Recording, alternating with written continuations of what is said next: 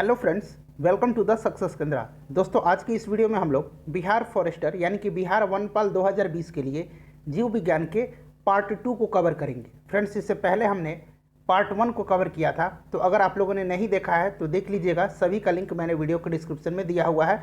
Physics का भी हमने कवर किया था और केमिस्ट्री का भी वीडियो हम लोगों ने कवर किया है, तो देख लीजिएगा, लिंक डिस्क्रिप्शन में है। तो चलिए फ्रेंड्स, शुरू करते हैं। चैनल पर नए हैं तो सब्सक्राइब कर लीजिए और बेल आइकन को दबा लीजिएगा। वीडियो पसंद आएगी तो वीडियो को लाइक और शेयर जरूर कर दीजिएगा। तो फ्रेंड्स, जैसे कि मैंने बताया कि आज हम लोग बिहार फॉरेस्टर 2020 के लिए जीव विज्ञान का पार्ट नंबर 2 को कवर करेंगे। दोस्तों, इससे पहले हमने पार्ट 1 को कवर किया था, तो अगर आप लोगों ने नहीं देखा है तो देख लीजिएगा, लिंक मैंने डिस्क्रिप्शन में दिया हुआ है। पार्ट 1 में हम लोगों ने क्वेश्चन नंबर 54 तक कवर किया था। क्वेश्चन नंबर 54 का आंसर मैंने आपसे कमेंट करके मांगा था और लगभग सभी लोगों ने इसका सही आंसर दिया हुआ है। तो आज हम लोग क्वेश्चन नंबर 55 से कवर करने वाले हैं। देखिए, 54 नंबर प्रश्न था कि संवहनी यानी कि वेसिकुलर पौधे में पानी ऊपर किससे जाता है। तो देखिए, यहाँ आप रिलेट कीजिएगा, जौ से जल होता है और जौ से जाइलम होता है। आप सभी को पता भी होगा, तो जिनको नहीं पता है वो जान जाएंगे। तो देखिए, जल का संवहन जो होता है वो होता है जाइलम टिश्यू के द्वारा। देखिए, ये जौ से जल और जौ से जाइलम। उसके बाद भोजन यानी कि फूड का जो संवहन होता है वो फ्लोएम टिश्यू के द्वारा होता है।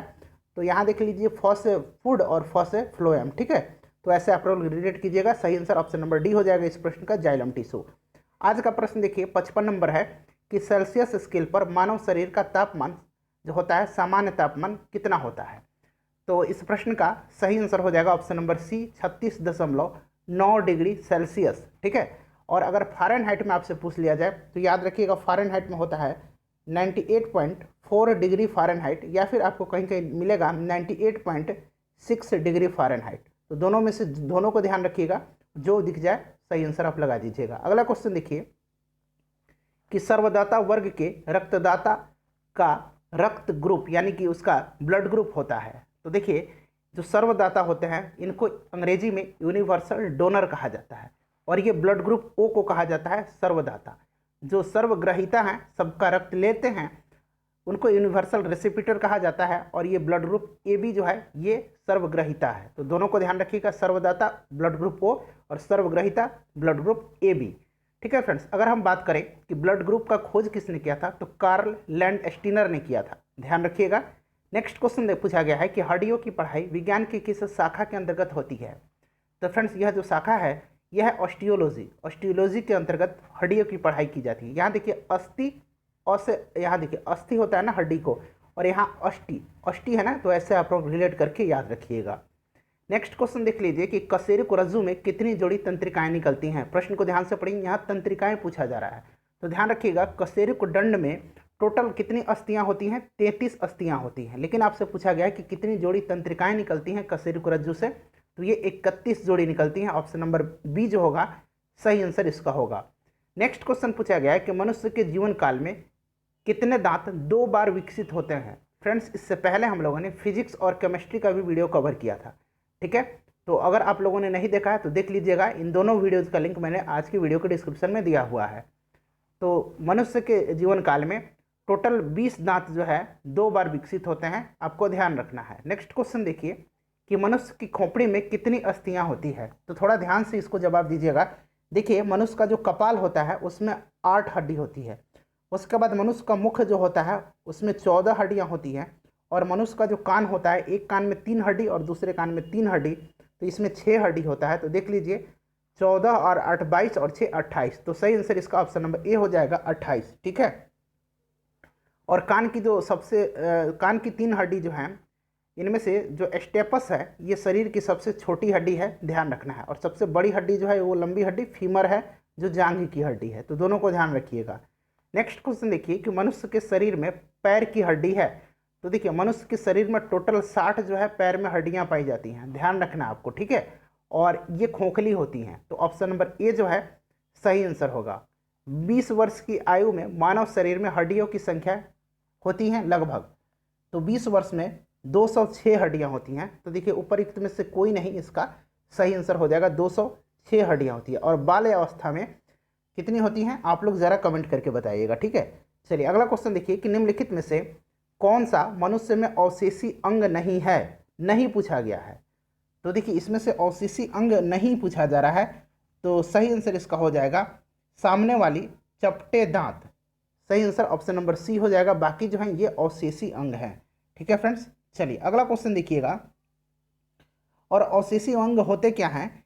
ऐसा अंग जो क्रियाहीन प्रतीत होता है, ठीक है, पर इसके पूर्वज के क्रियाशील अंग के समजात दर्शाया जा सकता है। जैसे मनुष्य का जो बृहद आंत है उसमें जो उपस्थित कृमि रूपी, जिसको कि हम लोग कहते हैं वर्मी फॉर्म अपेंडिक्स, ये भी अवशेषी अंग है, ध्यान रखिएगा। नेक्स्ट क्वेश्चन देखिए। अगला क्वेश्चन है कि जैविक सिस्टम में रासायनिक क्रिया की प्रक्रिया को तेज करने के लिए उत्तरदायी पदार्थ है। तो आप सभी को पता है ये क्या है? एंजाइम है। एंजाइम जो है यह जो प्रतिक्रिया है रासायनिक क्रिया, इसको जो है तेज करने के लिए उत्तरदायी होता है। उसके बाद पूछा गया है कि विटामिन जो खट्टे फलों में पाया जाता है तथा चर्म को स्वस्थ रखने के में जरूरी होता है। तो आप सभी को पता है कि खट्टे फलों में विटामिन सी पाया जाता है। और ये फल कौन कौन से हैं? तो विशेष करके आंवला है, नींबू है, संतरा है, नारंगी है, अमरूद है। ठीक है, विटामिन सी का रासायनिक नाम याद रखिएगा, साइनोकोबालामिन है, माफ कीजिएगा एस्कॉर्बिक एसिड है। ठीक है, एस्कॉर्बिक एसिड है। अगला क्वेश्चन देखिए, B12 का रासायनिक नाम साइनोकोबालामिन होता है। मैंने गलती से बोल दिया है, निकल गया है मेरे मुंह से, माफ कीजिएगा। उसके बाद देखिए विटामिन सी का रासायनिक नाम है, यहाँ पे दिया हुआ है एस्कॉर्बिक अम्ल, अभी मैंने बताया है। नेक्स्ट क्वेश्चन देखिए, इलुनिन प्राप्त होता है, इलुनिन। ठीक है, इलुनिन जो है यह एक पॉलीसेकेराइड है और जो डहेलिया के पेड़ से प्राप्त होता है। सही आंसर हो जाएगा इसका ऑप्शन नंबर बी, डहेलिया के जड़ों से यह प्राप्त होता है। नेक्स्ट क्वेश्चन देखिए। और फ्रेंड्स वीडियो को एक लाइक और एक शेयर जरूर कर दीजिएगा। 80% से अधिक सेल में यानी कि कोशिका में पाए जाने वाला पदार्थ क्या है? तो यह है जल। 80% से अधिक जो है कोशिकाओं में जल पाया जाता है। नेक्स्ट क्वेश्चन देखिए। अगला क्वेश्चन है कि वर्तमान प्रमाण के अनुसार पृथ्वी पर जीव का उद्गम 2 लाख वर्ष पूर्व हुआ।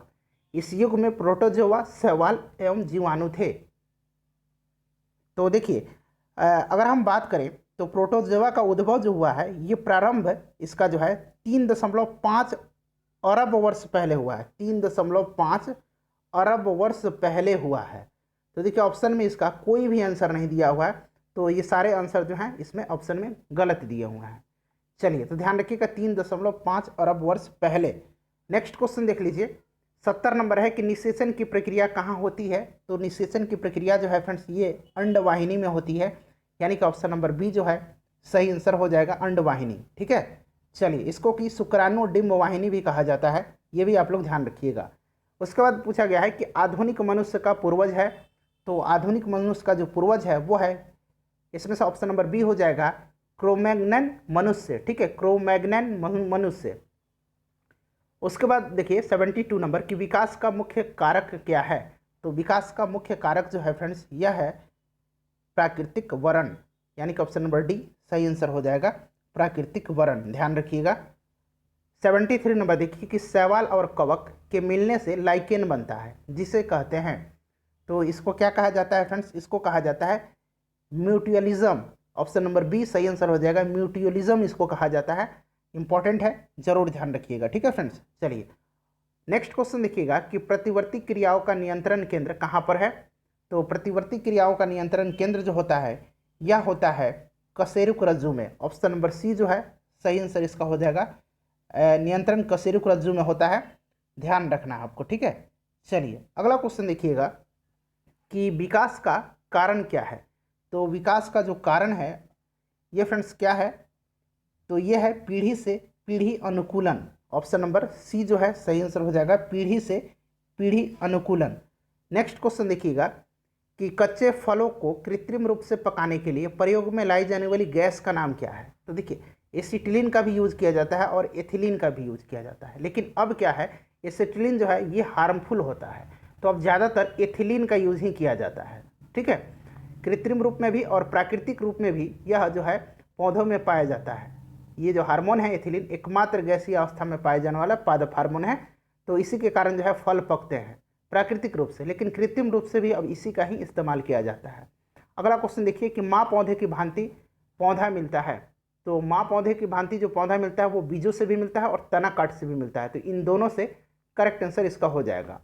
जल से बाहर निकाले जाने पर मछलियाँ मर जाती हैं, क्यों? तो क्यों मर जाती हैं? क्योंकि ये सांस नहीं ले पाती हैं। सही आंसर है ऑप्शन नंबर सी, ये श्वास नहीं ले पाती हैं, ध्यान रखिएगा। जहाँ जीव रहता है उस सटीक जगह को कहते हैं, तो उसको कहा जाता है आवास, अंग्रेजी में हैबिटेट कहा जाता है। ऑप्शन नंबर ए जो है इस प्रश्न का सही आंसर हो जाएगा। ठीक है फ्रेंड्स, अंग्रेजी में हैबिटेट और हिंदी में इसको आवास कहा जाता है। मधुमक्खी कॉलोनी के सदस्य एक दूसरे को किस प्रकार पहचानते हैं? तो देखिए, मधुमक्खियां जो हैं भोजन की दिशा तथा उसके स्रोत को बताने के लिए एक विशेष प्रकार की नृत्य करती हैं, नाच करती हैं, ठीक है, लेकिन एक दूसरे को गंध से पहचानती हैं। पहचानने के लिए गंध का इस्तेमाल करती हैं, और जो भोजन स्रोत है इसको दिशा इसकी बताने के लिए ये डांस करती हैं। तो पहचानना एक दूसरे के पहचानने के लिए गंध से, भोजन का स्रोत पूछे तो नर्तन से, ध्यान रखना है आपको। नेक्स्ट क्वेश्चन देख लीजिए कि मायोग्लोबिन में कौन सी धातु होती है? इंपॉर्टेंट है, बताइएगा मायोग्लोबिन में कौन सी धातु होती है? तो मायोग्लोबिन लोहा और ऑक्सीजन युक्त एक प्रोटीन है जो सभी स्तनधारियों की मांसपेशियों में पाया जाता है, और सही आंसर इसका हो जाएगा लोहा। ठीक है, ऑप्शन नंबर डी। क्लियर है? चलिए अगला क्वेश्चन देखिए, और हीमोग्लोबिन जो है यह रक्त में पाया जाता है। दोनों को ध्यान रखना है, मायोग्लोबिन यह मांसपेशियों में पाया जाता है और हीमोग्लोबिन रक्त में पाया जाता है। उसके बाद देखिएगा 82 नंबर। और फ्रेंड्स आप लोग बता दीजिए कि वीडियो आपको कैसी लग रही है या सेशन कैसा लग रहा है। अगर पसंद आ रहा है तो यस टाइप कीजिए, पसंद नहीं आ रहा है तो आप भी नो टाइप कर सकते हैं। देखिए, मनुष्य के शरीर में खून की शुद्धिकरण की प्रक्रिया को क्या कहा जाता है? तो जो ब्लड का प्यूरिफिकेशन है इसको कहा जाता है डायलिसिस। नेक्स्ट क्वेश्चन देखिएगा कि निम्न में से किसकी कमी से मधुमेह होता है? तो फ्रेंड्स मधुमेह जो है यह होता है इंसुलिन की कमी से। ऑप्शन नंबर डी सही आंसर हो जाएगा, इंसुलिन की कमी से होता है। इंसुलिन का जो मुख्य कार्य है रुधिर में ग्लूकोज का नियंत्रण करना है, और इसी की कमी से ग्लूकोज का जो है रक्त में ग्लूकोज का नियंत्रण जो है नहीं हो पाता है, और ये मधुमेह बीमारी हो जाती है। और इंसुलिन कहाँ से स्रावित होता है जरा आप लोग कमेंट करके बताइएगा। इंपॉर्टेंट क्वेश्चन है, पॉपुलर क्वेश्चन है, बार बार पूछा जाता है और आपको पता भी होगा। अगला क्वेश्चन देखिएगा कि एड्स निम्न कारणों में से किसके द्वारा होता है? तो एड्स जो है यह विषाणु के द्वारा होता है। ठीक है, किसके द्वारा होता है? विषाणु के द्वारा। और इस विषाणु का नाम क्या है? HIV है। HIV यानी कि human immuno deficiency virus. Human immuno होता है IMMUNO। ठीक है, तो ह्यूमन इम्यूनो डिफिशियंसी वायरस। अगला क्वेश्चन देखिए कि एड्स किसके कारण से होता है? तो ये विषाणु के कारण से होता है। देखिए 2 बार पूछा गया प्रश्न है फ्रेंड्स, सारे प्रश्न प्रीवियस एग्जाम में पूछे गए हैं। उसके बाद देख लीजिए ये भी पूछा गया है कि ये किससे होता है? तो HIV, अभी मैंने बताया कि HIV वायरस से होने वाला रोग कौन सा है? तो एड्स रोग है। उसके बाद पूछा गया है कि स्त्रियों की तुलना में पुरुष अधिक वर्णांतर से पीड़ित हो सकते हैं, क्योंकि? तो इसका करेक्ट आंसर हो जाएगा उनमें केवल एक X क्रोमोसोम होता है। सही आंसर ऑप्शन नंबर सी हो जाएगा, ध्यान रखिएगा। उसके बाद पूछा गया कि एस्पिरिन कहाँ से मिलती है? फ्रेंड्स ये प्रश्न शायद इस बार पूछा गया था बिहार फॉरेस्ट गार्ड के एग्जाम में। एस्पिरिन क्या है? तो देखिए एस्पिरिन जो है एक एंटीपायरेटिक है। क्या है फ्रेंड्स? यहाँ मैं लिख देता हूँ, एंटीपायरेटिक है। ठीक है, पायरेटिक ऐसे लिखाएगा। ठीक है, एंटीपायरेटिक्स है, और इसका यूज़ कहाँ होता है? दर्द कम करने में, और जो बुखार होता है ना उसको कम करने में होता है। और एस्पिरिन प्राप्त किया जाता है, एक विलो वृक्ष है, वृक्ष का नाम है विलो। ठीक है, इसी की छाल से प्राप्त किया जाता है, विलो वृक्ष की छाल से प्राप्त किया जाता है। तो सही आंसर एक पेड़ हो जाएगा। अगला क्वेश्चन देखिए कि गेहूं की खेती के लिए कौन से उर्वरक का उपयोग करेंगे? फ्रेंड्स अगर आपने Bihar SI, Bihar police constable की जो नई वैकेंसी आई है उसका अगर फॉर्म फिलअप किया है तो इस चैनल के माध्यम से आपको अच्छी कंटेंट दिए जाएंगे और काफ़ी बढ़िया प्रिपरेशन कराया जाएगा। तो पहली बार चैनल पर विजिट करना है तो सब्सक्राइब करके बेल आइकन को दबा लीजिएगा, ताकि फ्यूचर में भी आपका जो एग्ज़ाम होने वाला है उसकी प्रिपरेशन आप अच्छे से कर पाएँ। तो देखिए कौन से उर्वरक का उपयोग होता है फ्रेंड्स? तो इसका सही आंसर हो जाएगा नाइट्रोजन। ठीक है, ऑप्शन नंबर ए सही आंसर हो जाएगा। और गेहूं की खेती के लिए नाइट्रोजन युक्त उर्वरक का उपयोग किया जाता है, जो कि यूरिया से मिलता है। अगला क्वेश्चन है कि क्लोरोफिल में कौन सा धातु आयन पाया जाता है? देखिए आयन पूछा गया है, तो डायरेक्टली यहाँ तो देखिए नाम लिखा हुआ है, लेकिन हो सकता है कि आयन के फॉर्म में दे दिया जाए। तो ये नाइट्रोजन, माफ़ कीजिएगा, इसमें जो पाया जाता है मैग्नीशियम पाया जाता है। ठीक है, मैग्नीशियम पाया जाता है। अगला क्वेश्चन देख लीजिए। नेक्स्ट क्वेश्चन है फ्रेंड्स कि पौधे एवं पेड़ों का खाना तैयार करने की प्रक्रिया क्या कहलाती है? तो आप सभी को पता है फोटोसिंथेसिस कहलाती है। ऑप्शन नंबर डी सही आंसर हो जाएगा, फोटोसिंथेसिस। और इस प्रक्रिया में ग्लूकोज बनता है, ऑक्सीजन बनता है और जल बनता है। ठीक है, याद रखना है आपको। अगला क्वेश्चन देख लीजिए कि जीवन चक्र की दृष्टि से पौधे का सबसे महत्वपूर्ण अंग कौन सा है? तो जीवन चक्र की दृष्टि से पौधे का सबसे महत्वपूर्ण अंग जो है यह फूल है, पुष्प है।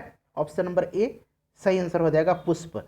नेक्स्ट क्वेश्चन देखिए कि सबसे लंबा जीवित वृक्ष है, तो सबसे लंबा जीवित वृक्ष जो है ये सिकोया है। कौन सा है? सिकोया है। ऑप्शन नंबर बी जो होगा सही आंसर हो जाएगा। इसकी ऊंचाई जो है लगभग 115 मीटर होती है। चलिए अगला क्वेश्चन देख लीजिए। और सबसे छोटा अगर पूछे तो सबसे छोटा अगर बात किया जाए तो वुल्फिया है। कौन सा है? वुल्फिया है, यहाँ मैं लिख देता हूँ वुल्फिया। अगला क्वेश्चन देखिएगा कि एस्पिरिन है। तो देखिए फ्रेंड्स ये प्रश्न आ गया। एस्पिरिन जो है अभी मैंने बताया था एंटीपायरेटिक है। ऑप्शन नंबर बी सही आंसर होगा। उसके बाद देखिए कि पूछा गया कि किस वनस्पति खाद में अधिकतम प्रोटीन होता है। तो फ्रेंड्स जहाँ भी आपको सोयाबीन मिल जाए आप लोग आंख बंद करके प्रोटीन में सोयाबीन लगा दीजिएगा। अगला क्वेश्चन देखिए कि तना काट आमतौर से किसके प्रवर्धन के लिए प्रयोग किया जाता है। तो तना काट जो है फ्रेंड्स ये प्रयोग किया जाता है गन्ना के, ठीक है, जो ईख होते हैं हमारे यहाँ गन्ना होता है उसी के प्रयोग में होता है। अगला क्वेश्चन देखिए कि संसार का सबसे बड़ा पुष्प कौन सा है। तो संसार का सबसे बड़ा पुष्प जो है ये है रैफेलसिया। कौन सा पुष्प है? रैफेलसिया है। ऑप्शन नंबर बी सही आंसर इसका हो जाएगा। उसके बाद देखिए अगला क्वेश्चन पूछा गया है कि हरगोविंद खुराना को किस आविष्कार के लिए सम्मानित किया गया था। इंपॉर्टेंट क्वेश्चन है। तो देखिए इनको जो सम्मानित किया गया था ये किए गए थे जीन के संश्लेषण के लिए। 4 ऑप्शन यहाँ पे दिख रहे हैं आपको। जीन संश्लेषण के लिए इनको सम्मानित किया गया था। 1968 में चिकित्सा के क्षेत्र में इनको नोबेल पुरस्कार दिया गया था। ध्यान रखना है आपको, इंपॉर्टेंट है। अगला क्वेश्चन देखिए। नेक्स्ट क्वेश्चन है कि डॉक्टरों द्वारा एनेस्थीसिया, ठीक है, एनेस्थीसिया के रूप में प्रयोग होने वाली हास्य गैस क्या है। तो फ्रेंड्स ये हास्य गैस है नाइट्रस ऑक्साइड, ठीक है, नाइट्रस ऑक्साइड है, ध्यान रखिएगा। नेक्स्ट क्वेश्चन देख लीजिए कि आर्कियोप्टेरिक्स है। तो ये आर्कियोप्टेरिक्स जो है यह क्या है। तो फ्रेंड्स यह जुरासिक युग का सर्व पुरातन पक्षी है। ऑप्शन नंबर ए सही आंसर हो जाएगा। डॉल्फिन वर्गीकृत किए गए हैं। तो डॉल्फिन जो है किस श्रेणी में इनको रखा गया है। तो ये स्तनी वर्ग में है। ऑप्शन नंबर डी सही आंसर हो जाएगा। और गंगा डॉल्फिन भारत की राष्ट्रीय जलीय जीव है, ये भी आपको ध्यान रखना है। नेक्स्ट क्वेश्चन देख लीजिए कि प्रतिवर्ष 5 लाख भारतीय एक रोग से मरते हैं, इसकी पहचान करें। तो फ्रेंड्स यह जो रोग है टीबी रोग है, यानी कि क्षय रोग है। अंग्रेजी में ट्यूबरकुलोसिस इसको कहा जाता है। अगला क्वेश्चन देख लीजिएगा कि शर्कराओं में सबसे मीठी होती है। तो शर्कराओं में सबसे मीठी जो होती है यह फ्रुक्टोज होती है। ऑप्शन नंबर ए सही आंसर हो जाएगा। देखिए थोड़ा सा इसमें कन्फ्यूजन हो जाएगा जब एग्जाम में आप जाइएगा। तो देखिए फ्रूट, आपको फ्रूट कैसा लगता है। तो फ्रूट मीठा लगता है, तो मीठा, तो फ्रुक्टोज फ्रूट मीठा लगता है, तो कौन सी शर्करा सबसे मीठी है। तो फ्रूट मीठा होता है, तो फ्रुक्टोज ऐसे आप लगा दीजिएगा, ठीक है। हालांकि ये मेरा तरीका है, मैंने याद करने के लिए ऐसे तरीका अपनाया है। आप चाहें तो कोई और तरीका अपना सकते हैं। मटर पौधा है, तो मटर का साग आप खाते हैं ना, ऐसे रिलेट कीजिएगा। मटर का हम साग खाते हैं, तो साग पौधा है, ठीक है। ऐसे ऐसे रिलेट करके आप लोग याद रख सकते हैं लंबे समय तक। नेक्स्ट क्वेश्चन देख लीजिएगा कि थायराइड ग्रंथि से थायरॉक्सिन स्रावित करने के लिए उत्तेजित करने वाला अंतःस्रावी हार्मोन कौन सा है। मोस्ट इंपॉर्टेंट क्वेश्चन है। तो ये है TSH। कौन सा हार्मोन है? TSH हार्मोन है। और इसको अंग्रेजी में कहा जाता है थायराइड स्टिमुलेटिंग हार्मोन, ठीक है। इसका निर्माण पीयूष ग्रंथि में होता है, ध्यान रखिएगा। कहाँ होता है? पीयूष ग्रंथि की जो हार्मोन निकलते हैं वहीं तो थायरॉक्सिन स्रावित करने के लिए उत्तेजित करने वाले अंतःस्रावी हार्मोन होते हैं, ध्यान रखना है आपको। नेक्स्ट क्वेश्चन देखिए, ये इस प्रश्न का आंसर आप लोग दीजिएगा कि जब हम बकरी या भेड़ का मांस खाते हैं तो हम कौन से उपभोक्ता हैं। इसका आंसर आपको देना है, आसान प्रश्न है। तो फ्रेंड्स दोनों पार्ट हम लोगों ने कंप्लीट कर लिया। आई होप कि वीडियो पसंद आई होगी। तो प्लीज़ फ्रेंड्स एक लाइक कर दीजिए, इससे पता चल जाएगा कि वीडियो आपको कैसी लगी है। और इसे अपने दोस्तों के पास शेयर जरूर कर लीजिएगा। मिलते हैं नेक्स्ट वीडियो में। Thanks for watching.